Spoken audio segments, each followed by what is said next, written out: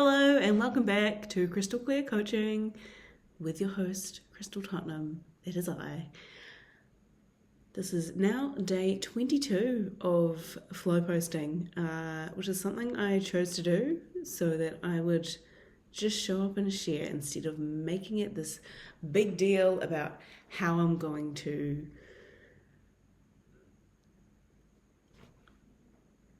what am I going to say?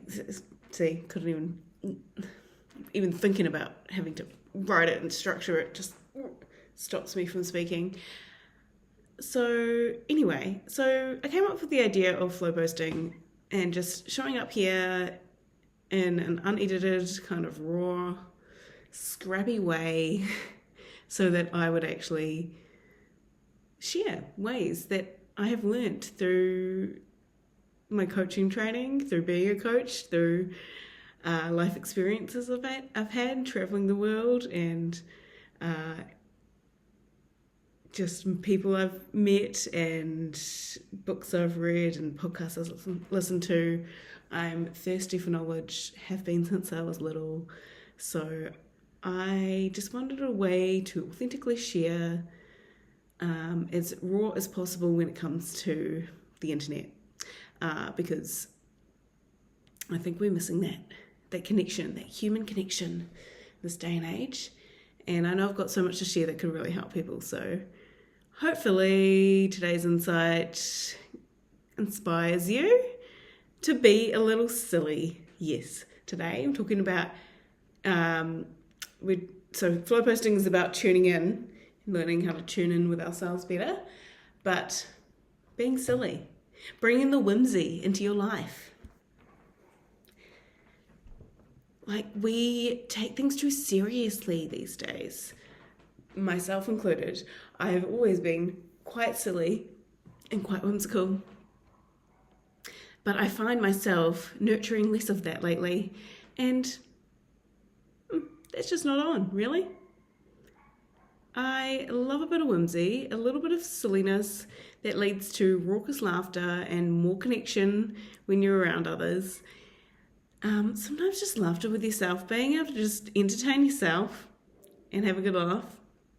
Good times. So I want you to think about some of the creative projects on in your mind right now, whether you have done anything towards them or nothing towards them, or you're almost there. Maybe I inspired you the other day with my video about just getting it done imperfectly. Wherever you're at with some creative projects, pick the one that feels the most prominent, the most potent that you want to think about today, just for this example, and just think, am I being too serious about this? Are you being too serious about it? What would happen if you brought a bit of whimsy to it? You made it fun. You decided to play with it. What if you just got silly with it, And I don't mean not to take your art seriously, because I do think there's a time and a place when there's a really serious subject matter and that needs to be respected. But if we can find the silliness in the play, in the process, we're going to have a much better time in the journey of making it, for one, but also that's going to hopefully bleed through to the work itself, and when the thing is released, it's just hopefully spreads a little bit of joy too at the same time. Not saying everything has to be whimsical. Sometimes things are dark and potent and emotional, and that's actually something that's going to inspire someone that day. It's going to help them uncover the thing they've been pushing down and just let it be okay to feel that. And that is actually so healing. And we can't push away our shadow. As a coach, I've learned, I just need to embrace my shadow side as well. We all have one. We are not perfect love and light beings. That's just not how this works. I believe our human experience here is for us to actually come and experience elements of darkness with lightness in order to see, hopefully at the other side, when we all inevitably pass to the next realm, whatever that is, none of us know for sure. I believe, and I love this idea, and all good if this is not what you believe, but just be curious about it for a moment.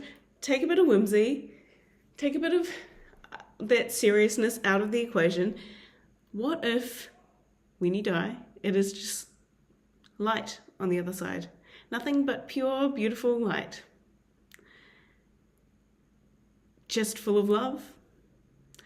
And the reason we come down here to this earth is to actually experience what it's like to have the darkness. Because without the darkness, we wouldn't see how light the light is. Do you not see? So I don't know how this silly conversation turned to death and light on the other side, but my point is, I love this idea. I think I picked this up from a mix between Michael Singer's The Untethered Soul, brilliant book. Please read it, listen to it if you haven't. It gave me so much peace about the idea of death, really. That, and also Conversations with God by Neale Donald Walsch, which for many years I knew about but didn't understand. I thought it was some religious text, to be honest, and I am not religious whatsoever, and it's okay if you are.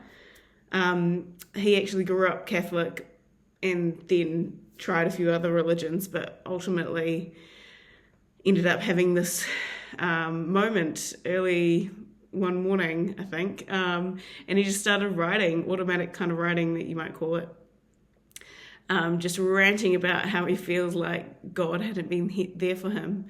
And when he went to put the pen down after his rant, he found he just kept writing.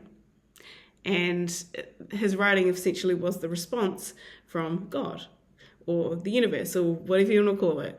I personally resonate more with the universe, but it's only because there's so many religious connotations around God, and that's okay if you love God and you're religious and whatever you believe in. I trust that you've chosen what's right for you, and if you're feeling at all like it's not right for you, then that's your journey to go on. But I highly, I don't believe in shaming. The guilt, the guilt tripping and the shame that goes on in a lot of religions really makes me sad, because I believe everyone's a whole human being that is worthy of love, and needs to see themselves as worthy of love, and needs to forgive themselves for the things that have or haven't happened in their life. And sometimes there are serious things that they actually need to be held accountable for, and they have the right to their own consequences. And it's up to them to actually restore their integrity and own up to those consequences if they've been running from them. But the majority of people don't have this big thing to be ashamed of. And so, to bring it back to silliness, what could you do to take whatever has happened in your life that's led you to be so serious? What if you just basically, put on some glasses, like some whimsical glasses, some silly glasses, and just try to see it through the eyes of a silly sausage. This has gone very strangely.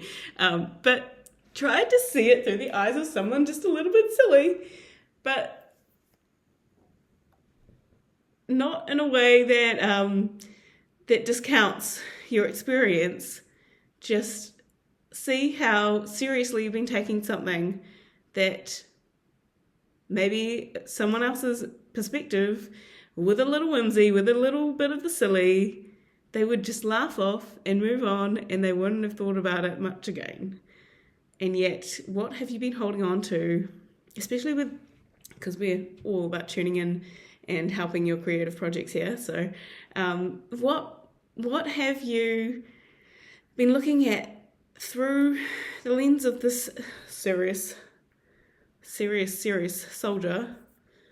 And where can you actually invite that joy, invite that whimsy, invite the silly, be curious, and see what you can do to just loosen up a little bit. Loosen up. Come on. Let's go. Ooh, listen. Ooh, ooh. Yeah. I think being silly is really important. I know the times I've had the best time is usually when I've been the silliest. I'm very blessed with some silly friends in my life. I've got a very silly brother. My sister is less silly, but she sometimes embraces being silly with me, and we have a great time. But it's the silliness when my dad can be quite silly too. My mum is also, she tries to jump on the silly train. She's mostly just enjoying that some of her offspring are a bit silly. And I love that. I love it. Any way you can embrace it, whether you feel fully embodied in the silliness yourself, or you need to learn from others' silliness. I don't know how I got off on these tangents, but anyway. Not taking life so seriously, not taking your creative projects so seriously, and just getting them out there. And that will help you. Being silly will help you do things imperfectly. Because if you're having fun doing it too, that you gotta find that shows through your work. And yes, okay, sometimes you'll be doing something really on the dark side that you're creating as art, and that's okay too. Feel into that passion, let that drive you in that moment. But I want some more whimsical, silly art out in the world. I want imagination and joy. I want more of that amplified in the world, because that's going to heal people. That's going to heal the world.